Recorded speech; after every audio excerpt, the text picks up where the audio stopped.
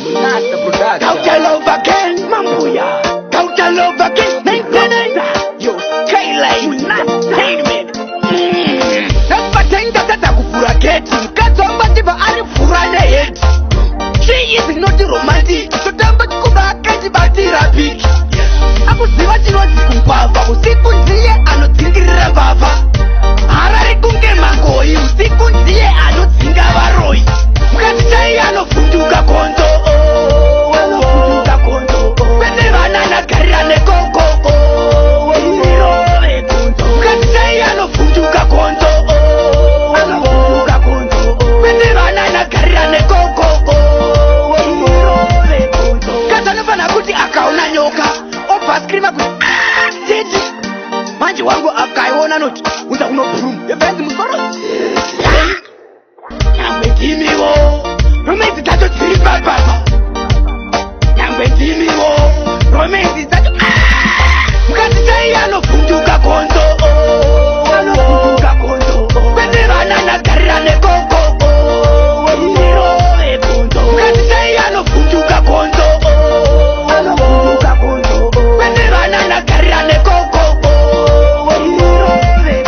Nakubatenga tata kufura keti. Mukadzomba diva arifura neheti. She is not romantic. Sotamba chikuba kaji batira piki.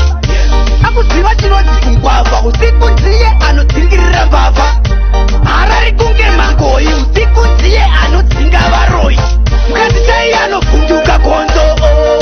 Anofunduka konzo. Kwete vana nagarira nekoko. Mukati chai anofunduka konzo. Anofunduka konzo. Kwete vana nagarira nekoko. Kaza nofana kuti akaona nyoka. Obva skriva kuti titi. Manje wangu akaiona noti. Unza uno brum. Yebenzi musoro. Nyangwe ndimiwo. Romance dzacho dziri papapa.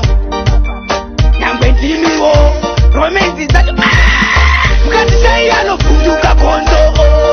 Anofunduka konzo. Kwete vana nagarira nekoko. Mukati chai anofunduka konzo. Anofunduka konzo. Kwete vana nagarira nekoko.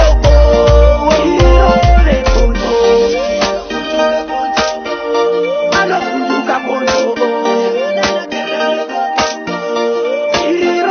Master Production.